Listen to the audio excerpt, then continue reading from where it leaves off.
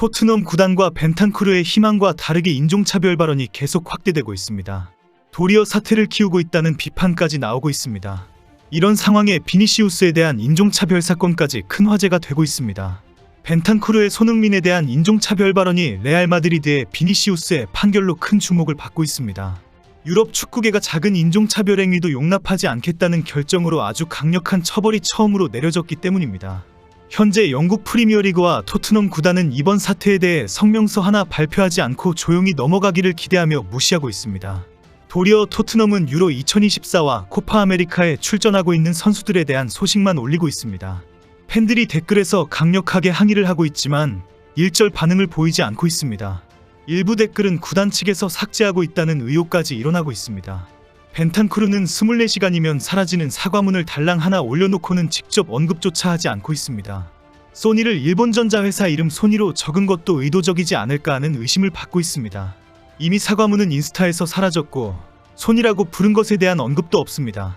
분명한 실수라면 일본과의 역사적인 관계를 알고 있는 벤탄쿠르가 당장 크게 사과를 해야 하는 사안입니다.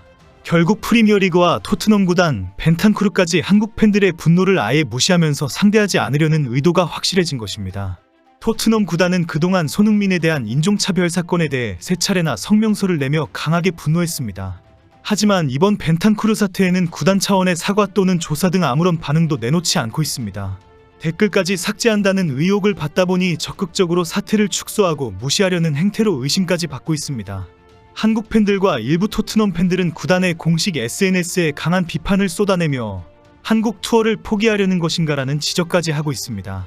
토트넘은 7월 말부터 일본과 한국을 방문해서 친선 경기를 가질 예정입니다. 이미 많은 한국 팬들은 벤탄쿠르를 기다리고 있다. 제대로 사과하지 않고 얼렁뚱땅 방문할 생각하지 말아라라는 경고를 보내고 있습니다. 일본 축구 팬들은 분명한 아시아인에 대한 인종차별이다라고 지적하면서도 그냥 넘어가자는 분위기입니다. 벤탄쿠르가 손흥민에게 바로 사과를 했고 손흥민이 그 사과를 받았다는 것입니다. 벤탄쿠르는 이번 발언 사태로 회복할 수 없는 이미지 손상을 입었습니다. 손흥민에 대한 인종차별 사건은 토트넘에서 가장 민감한 사건인데 팀 동료 선수가 불을 저지른 꼴이 된 것입니다. 이제 벤탄쿠르는 팀 내에서 주장을 상대로 이런 발언을 한 토트넘 선수로 영원히 역사에 남을 판입니다. 특히 해외에서는 토트넘이 여름 프리시즌 투어로 7월 26일 일본 도쿄에서 경기를 한 후에 한국으로 들어간다고 지적했습니다. 벤탄쿠르도 이번 프리시즌 투어에 참가할 예정이기 때문에 한국 축구 팬들의 비난을 받을 수도 있다고 우려했습니다. 8월 2일 서울에서 윈행과의 친선 경기도 있는데 김민재와 케인까지 등장하면서 한국 팬들의 큰 환영을 받을 예정이었다고 소개했습니다. 해외에서는 이번 인종차별 발언으로 한국인들이 벤탄쿠르에게 엄청난 비난과 항의를 할 것을 예상하고 있습니다. 토트넘과 벤탄쿠르가 사건을 축소하고 무시하는 상황인데 며칠 전 유럽에서 충격적인 판결이 확정되었습니다. 아주 사소한 인종차별 행태에도 강력하게 처벌해야 한다는 방침이 확인된 것입니다. 인종차별 발언은 농담이었다고 쉽게 넘어갈 문제가 아예 아닌 매우 심각한 중범죄라는 것입니다. 이 판결은 레알 마드리드의 공격수 비니시우스를 향해 인종차별 행위에 내려진 것입니다. 인종차별 행위를 한 발렌시아 팬 3명이 징역 8개월에 2년간 축구장 출입 금지 처분을 당한 것입니다. 스페인에서 축구장 내 인종차별 행위에 대해 유죄 판결이 나온 것은 이번이 처음입니다. 스페인 법원은 3명의 피고인이 피부색을 언급하는 구호와 몸동작, 노래 등으로 비니시우스 주니오르를 모욕한 게 입증됐다. 원숭이의 울음소리와 행동을 반복해서 따라하는 행위는 선수에게 좌절감과 수치심, 굴욕감을 야기했고 결과적으로 인간의 본질적인 존엄성까지 파괴했다고 지적했습니다.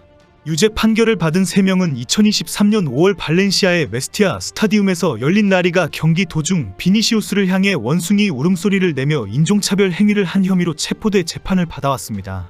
판결이 나온 뒤 비니시우스는 나는 인종차별 행위의 제물이 아니다. 나는 인종차별주의자를 괴롭히는 사람이라며 앞으로도 더 당당하게 맞서겠다고 밝혔습니다.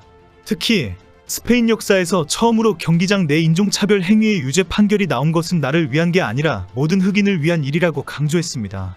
레알 마드리드의 비니시우스는 지난 3월 26일 기자회견에서 갑자기 눈물을 쏟아냈습니다. 스페인 마드리드 산티아고 베르나베우에서 열리는 브라질과 스페인의 평가전을 하루 앞두고 가진 회견장이었습니다. 비니시우는 네이마르가 부상으로 제 역할을 못하면서 브라질 대표팀의 핵심 공격수로 떠올랐습니다. 그런 비니시우스가 회견 도중 인종차별과 관련된 질문이 나오자 갑자기 울컥했고 결국 울음을 참지 못했습니다.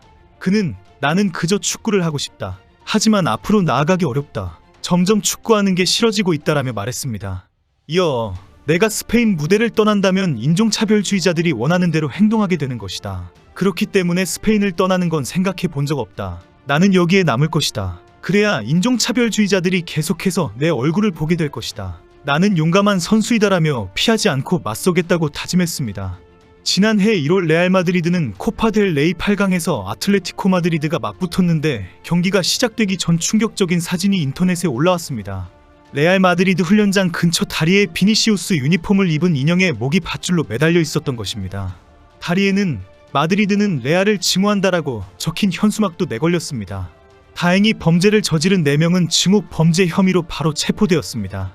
스페인 경찰의 발표에 따르면 체포된 이들은 모두 각각 19세, 21세, 23세, 24세 청년이었습니다. 그중 3명은 울트라스 프렌테 아틀레티코 회원으로 이전에도 경기 중에 위험인물로 분류된 바 있습니다. 심지어 한 명은 범죄 전과까지 있는 것으로 알려졌습니다. 이후 레알 마드리드 선수들은 이어진 경기에서 비니시우스의 이름과 등번호 20번이 적힌 유니폼을 입고 출전했습니다. 팬들도 우리 모두가 비니시우스다. 인종차별은 이제는 그만이라고 적힌 비니시우스 지지 걸개를 내걸었습니다. 분위기가 인종차별에 적극 대처하는 것으로 뜨거워지면서 과거 발레시아전에서 비디오 판독실 심판 6명도 전원 보직 해임되는 사태도 발생했습니다. 이들이 발렌시아 선수들이 비니시우스 목을 조른 장면은 생략하고 비니시우스가 우고드로를 가격한 장면만 반복해서 보여주었다는 것입니다. 스페인 축구연맹은 심각한 인종차별을 일으킨 상황이라고 발표했습니다. 비니시우스에 대한 인종차별이 심각해지면서 브라질 정부도 적극 나섰습니다. 일명 비니주니어 법이라고 불리는 법을 제정했는데 인종차별 행위가 발생할 경우 스포츠 행사를 즉시 중단하게 되는 법입니다. 많은 축구 팬들은 손흥민의 심정과 반응에 촉각을 세우고 있습니다. 그러나 손흥민은 지난 2019년 한 기자회견에서 인종차별에 대한 생각을 밝힌 바 있습니다.